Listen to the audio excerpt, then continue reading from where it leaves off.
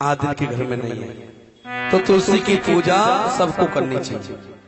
और देखो तुलसी की पूजा, देखो बहुत से कहते हैं ना सज्जन और राक्षस के घर की पहचान क्या होती है, पता है तुम्हें? सज्जन पुरुष और राक्षस। जैसे मान लीजिए अगर कोई सज्जन पुरुष का घर है, उसके घर में प्रवेश करो तो आंगन में तुलसी होगी, घर में तुलसी होगी, भगवान के कैलेंडर फोटो लगे होंगे, भगवान की तस्वीरें होंगी। तो इसी से समझ जाओ कि ये सज्जन को घर है। और अगर किसी दुष्ट के घर में घुसोगे, घुसते ही ना तो उसके घर में तुलसी होगी।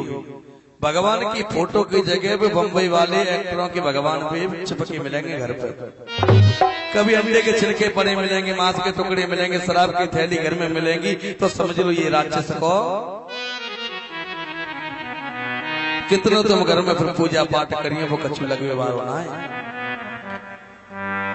घर को शुद्ध बनाओ, घर को अच्छो बनाओ, आचरण विचार घर के अच्छे होंगे तो ये सज्जन पुरुष के घर की पहचान होए।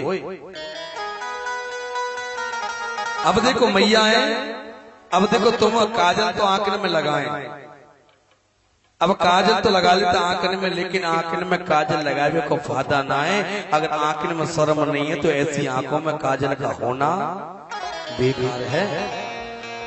आंख में शर्म होनी चाहिए। अपने पतियों से कहेंगे कि हाथों में सोने की चूड़ी ले आओ, सब पहनवे को है, चाहे तुम भी को चाहे तुम घर के चूड़ी चाहिए हमें। देखो ऐसे हाथों में चूड़ी पहनने से फायदा ना है। अगर बाकी हाथ भगवान की तरफ दान करने से रुके तो ऐसे हाथों में सोने का पहनना बेकार है।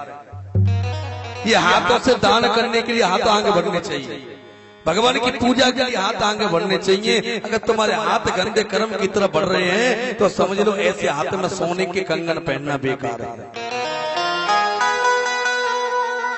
और पैरों में पायल पहनना बेकार है। अगर तुम्हारे पैर गंदी रास्ते की तरफ जा रहे तो ऐसे पैरों में पायल का पहनना भी बेकार है। भगवान की कथाओं में पैर जाएं, भगवान के मंदिर में जाएं, भगवान के अच्छे काम के लिए पैर आगे बढ़े तो ऐसे पैरों में भी आभूषण पहनना जरूरी है। लेकिन होड़ करे एक दूसरे से, देखो पड़ोसन की साड़ी देखो 5,000 रुपए की है तो तुम मेरे लिए 5,000 की साड़ी लेके ना आ सके? पति के काकर काम मत तो चल रहा है, वही तो है ना। तुम तो ऐसी रोई है जिंदगी भर तक है। अपने पति से कहे तो जिंदगी भर ऐसी रोई है। तुमने जब नहीं सोची शादी करने से पहले नहीं सोची मोते हैं। तो भैया ऐसा नहीं होना चाहिए कि कमाई कम होए और तुम उड़ाए उससे ज्यादा। तो हमें समय के अनुसार सारी चीजें करनी चाहिए। शौक मौज भी करो तो अपने पॉकेट की देख करके कितना बैलेंस है, बैलेंस को देख के हमें करना चाहिए। अति की चीज भी बुरी होती है और दूसरे की होड़ तो हम कभी कर नहीं सकते। दूसरे की होड़, जो दूसरे की होड़ में लग गया समझ लो उसका नाश होने वाला है। और कभी दूसरे को देख के जलो मत, दूसरे को देख कर जलना। जैसे देखिए तुम्हारा घर बन रहा है, 2 मंजिल को बगल वाले को 1 मंजिल है, तुम जलने लगे जाकर 2 मंजिल बनो तो बनो कैसे? तुझे जलना नहीं चाहिए, ईर्ष्या नहीं होनी चाहिए। देखो ये कहावत आती है, बता दे कि सौत तो चून की बुरी। ये कहावत सुनिए कहां से चली ये कहावत? अब ये तो हकीकत में एक दूसरे को दुश्मन बनाए। देखो ये कहावत है हकीकत में कि सौत तो चून की बुरी हुई। ये कहावत जब से चली है, देखिए एक बार क्या था, एक व्यक्ति था, उसके कोई संतान नहीं हो रही थी। जब संतान नहीं हो रही थी तो उसकी पत्नी ने ऐसा किया, ऐसा करो तुम दूसरा विवाह कर लियो, तुम्हें बल से चला लो आगे। वो मना करने लगा, रहने दो कोई बात ना है, अरे रहने दो, हम तो ऐसे बिना संतान की अच्छे हैं। लेकिन उसने जिद करके उसकी शादी करवा दी, अपने पति को दूसरा विवाह करवा दिया। लेकिन घर में जब दूसरी पत्नी आई तो वो ऐसी ही बिना लड़ाई झगड़े बाको सुबह ही ना हुई। बिल्कुल जब तक ना लड़ले वह बड़ी वाली से, जब तक वह पेट को पानी ना पचे, रात दिन लड़े, रात दिन।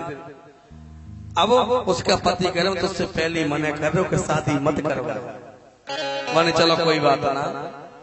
तो माने कि ऐसा कर, बड़ी से कहने लगा ऐसा कर, तू अब कुछ दिन के लिए अपने घर पे चली जाओ, जैसे चुप तो बनी रहेगी, लड़ेगी नहीं। अब कुछ दिन के लिए वो घर के लिए चली गई और छोटी घर में रहेगी। अब कौन सी लड़े भाई, आदती लड़ रही। अब उसी समय देखो बाहर निकल के आई घर से वाला, देखो बाहर कोई लड़े हुए वाला हुई, तो बाहर आई तो भैया बाहर गेट में पूरा पड़ा होगा, तो पड़ोसन से देख के बोली कि हमारे गेट पे कूड़े कच्चाए हैं। अब वो समझ गई कि लड़वे डोल रही है, वो बेचारी चूचा घर में घुस गई, माने जेवना लड़ी मोती। अब जेवना लड़ी तो आगे बाद कहा भयो, अब सोच रही अब क्या करूं बैठी बैठी। तो माने पता है आटो लियो, आटे से जैसे कि स्त्री हाथ पैर से गोवर्धन बनाए ना, हाथ पैर बना के ऐसी एक स्त्री बनाए ली, बड़ी बहन बना ली जो जैसे लड़ी करती है ऐसी बना ली, और चून की बना के, और जो आंख बनाए के काय की बनाई, नमक की आंख लगा दी और जाके बिस्तर पर सुलाए दी और कंबल उड़ाए दिए। अब जैसे रोजाना जो लड़ाई को काम चलतो, अब लोहरी गई और जाके अपना चौका बासन रोटी बनाने लग गई। अब रोटी बनाते बनाते गाली दे रही है वहां से,